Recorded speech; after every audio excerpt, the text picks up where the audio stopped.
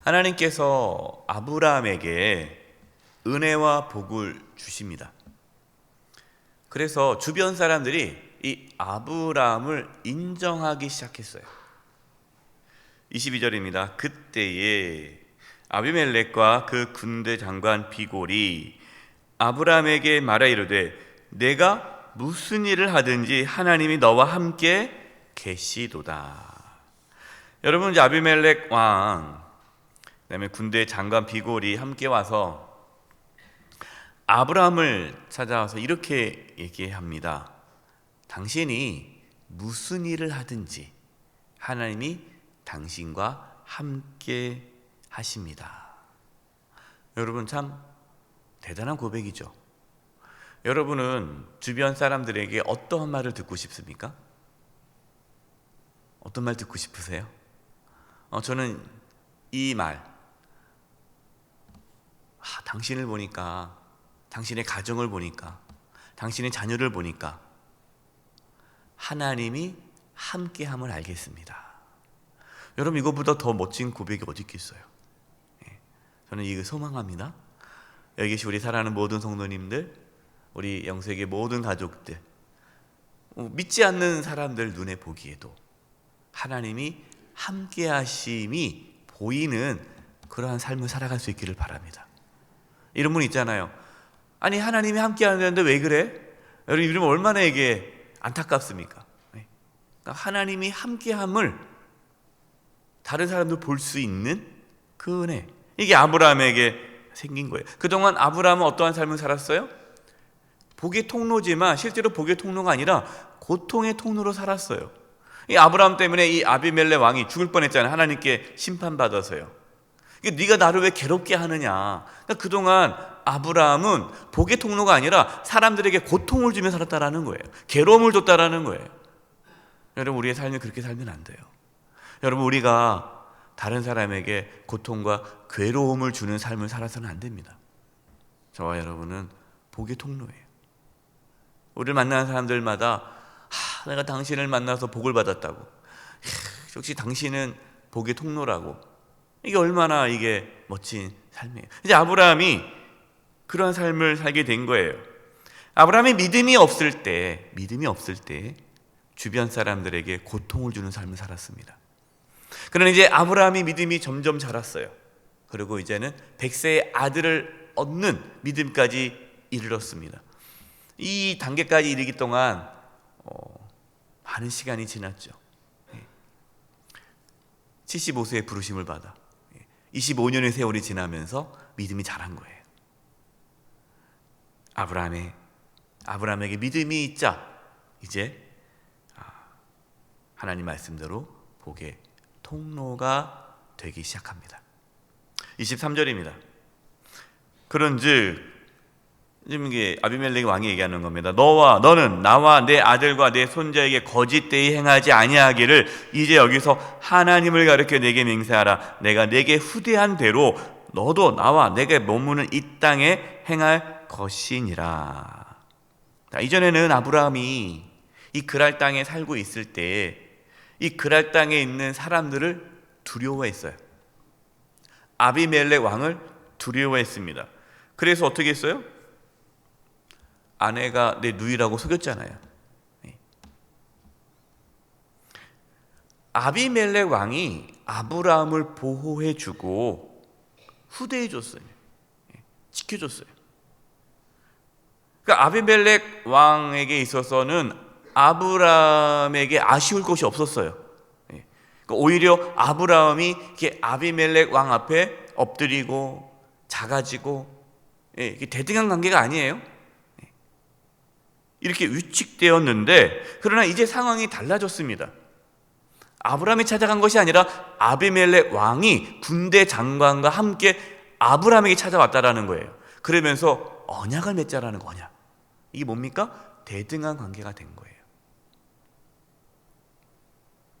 아브라함은 아비멜렉 왕이 함부로 대할 수 없을 만큼 막강한 힘을 가진 거부가 되었습니다. 무엇보다도 아비멜렉 왕 눈에는 저 아브라함이 하나님과 함께함을 깨닫게 되었기 때문에 아브라함을 두려워하기 시작했어요. 그래서 아비멜렉 왕이 아쉬운 마음으로 아브라함에게 찾아와 언약을 맺는 것입니다. 여러분, 이처럼 하나님이 함께 하시는 사람은요, 영향력을 끼치게 됩니다. 주변 사람들이 함부로 할 수 없어요. 주변 사람들이 영적으로 두려워합니다. 저와 여러분이 그렇게 살아갈 수 있기를 바라요. 주변 사람들이, 가족들이, 친지들이 함부로 대하는 것이 아니라 저 집은 뭔가 달라, 저 집은 하나님이 함께하는 것 같아, 그렇기 때문에 함부로 대할 수 없는 뭔가 그 영적인 권위가 있어지는 것, 여러분, 이것이 하나님의 사람들의 특징이에요. 돈이 있든 없든 그것이 중요한 것이 아니라 영적인 그러한 힘이 생기는 거죠. 아브라함은 아비멜렉 왕과 대등한 관계 속에서 언약을 맺겠다라고 합니다. 그러면서 아비멜렉 왕을 책망합니다. 25절입니다. 아비멜렉의 종들이 아브라함의 우물을 빼앗은 일에 관하여 아브라함이 아비멜렉을 뭐하매? 책망하매. 이제 아브라함의 재산이 늘어나면서 아비멜렉의 종들과 아브라함의 종들이 다투게 되죠. 특별히 이제 우물 가지고, 그 당시 우물이 중요한 거니까 이 아비멜렉 종들이 아브라함의 우물을 빼앗았습니다. 아브라함은 그 일에 대해서 아비멜렉 왕에게 말하면서 책망하는 거예요. 여러분이 얼마나 이 당당한 모습입니까? 어떻게 왕을 책망할 수 있겠어요? 완전히 이 아브라함의 모습이 달라졌죠. 그전에는 그냥 아비멜렉 왕 앞에서 벌벌벌 떨면서 혹시 죽을까봐 두려움에 사로잡혀서 아내를 아내라고 말하지 못하고 이렇게 살았던 아브라함이 이제는 하나님을 믿고 의지하는 하나님의 사람이 되었기 때문에 그 누구도 두려워하지 않습니다. 왕 앞에서도 당당한 거고, 잘못한 부분은 책망할 조로 아브라함은 담대한 믿음을 가진 자예요. 여러분, 하나님의 사람들은요, 당당합니다. 하나님의 사람들은 두려워하지 않아요. 여러분, 뭐 두려워하지 않다고 해가지고 그냥 아무한테나 막 하라는 얘기는 아니에요. 두려움이 없다라는 거예요. 자신감이 생기고 누구를 만나도 당당한 거고, 저 잘못한 부분은 잘못됐다라고 말할 수 있는 용기가 하나님의 사람들에게는 있는 거예요. 아비멜렉 왕은 그런 일이 있었는지 자신을 몰랐다라고 그러면서 진작에 말씀을 하시지, 몰랐다, 전혀 몰랐다, 미안하다, 이렇게 하죠. 아브라함은요, 언약을 맺기 전에 오해가 생기지 않도록 불편한 모든 것을 해결하려고 합니다. 이게 관계 회복이에요. 아브라함은 하나님 관계가 회복되면서 주변 사람들과 관계가 회복되는 거예요.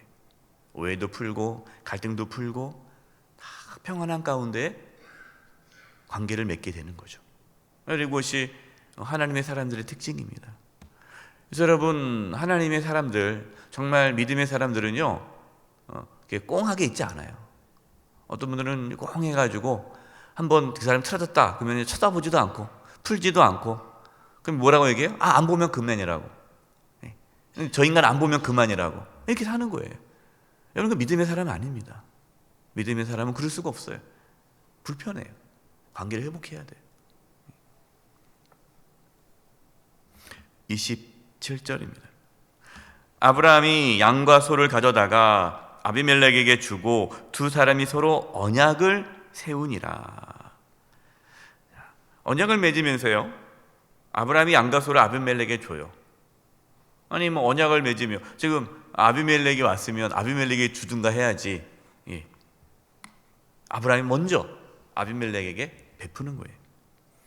여러분이 얼마나 멋진 모습입니까? 우리 믿음의 사람들은요, 먼저 베푸는 거예요. 먼저 나누는 거예요.